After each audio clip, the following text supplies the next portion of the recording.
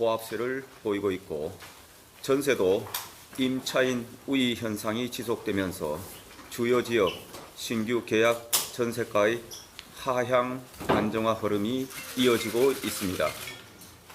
앞으로도 주택가격 고점 인식 확산, 금리 부담 확대 등 여건 감안 시 부동산 시장 안정세가 지속될 것으로 전망됩니다. 다만 단기적으로는 임대차 시장에 일부 불안 요인이 있기 때문에 금년 8월부터 2년 전 임대차 3법에 따라 임대료를 5% 이하로 인상한 전세 계약자들이 순차적으로 만료되고 여기에 가을철 계절 수요도 중첩됨에 따라 이사를 앞둔 임차인 부담이 가중될 우려가 있습니다. 이에 정부는 세제, 금융 지원과 공급 확대 등을 통해 하반기 임대차 시장 불안 요인에 선제적으로 대응하고자 합니다.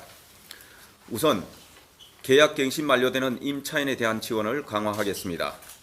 임대료를 자발적으로 5% 이내로 인상하는 임대인, 즉 상생 임대인에 대해서는 1세대 1주택 양도세 비과세 및 장기 보유 특별 공제에 필요한 2년 거주 요건을 완전 면제하여 계약 갱신을 유도하고 갱신 계약이 만료되는 서민 임차인에 대해서는 지난 4년간 전세 가격 상승폭을 감안하여 버팀목 전세 대출의 보증금과 대출 한도를 확대 지원하겠습니다. 일반 임차인에 대한 지원도 강화하겠습니다. 전월세 임차인 주거 부담 완화를 위해 월세 세액 공제율을 12%에서 최대 15%로 상향 조정하고 전세 및 월세 보증금 대출 원리금 상환액에 대한 소득 공제 한도를 연 300만 원에서 400만 원으로 확대하겠습니다. 임대 매물 공급도 대폭 확대되도록 유도하겠습니다. 규제 지역 내 주택 담보 대출의 경우 기존 주택 처분 기한을 6개월에서 2년으로 완화하고 신규 주택 전입 의무를 폐지하여 주택 구입 과정에서의 기존 임차인 퇴거 방지 및 임대 매물 확대를 유도하는 한편 분양가 상한제 실거주 의무 요건을 기존 최초 입주일 가능일부터가 아닌 해당 주택의 양도, 상속, 정여 이전까지 실거주 기간으로 변경하여 신축 아파트의 전월세 공급이 확대되도록 하겠습니다. 민간 건설 임대 공급 촉진을 위한 세제 지원도 강화하겠습니다.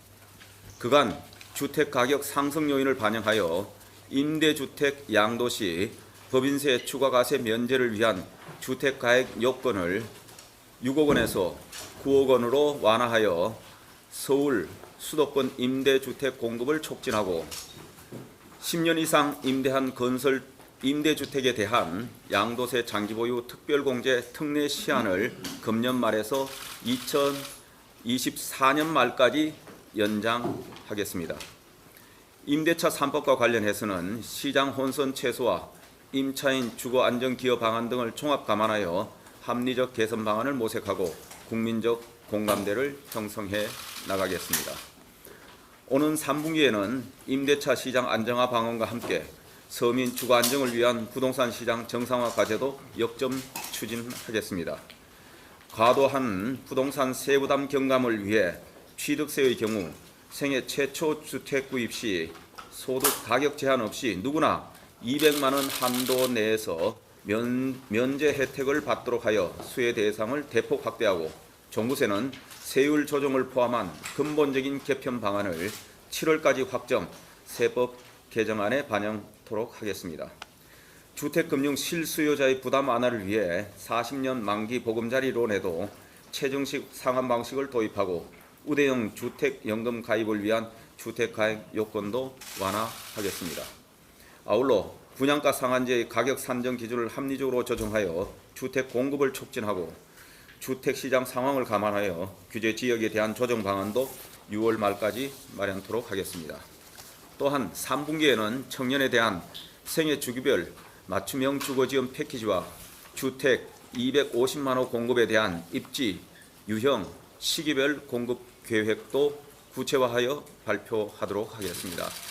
정부는 앞으로도 서민 주거 안정을 위해 필요한 과제는 지속 발굴하고 신속히 집행하도록 하겠습니다. 특히 앞서 말씀드린 과제 이외에 추가 정상화 과제에 대해서도 시장 상황, 파급 효과, 시급성 등을 감안하여 준비되는 대로 순차적으로 발표하도록 하겠습니다. 다음으로 국토교통부 장관님, 행안부 차관님, 그리고 금융위원회 부위원장께서 보다 상세한 내용에 대해 말씀이 있으시겠습니다.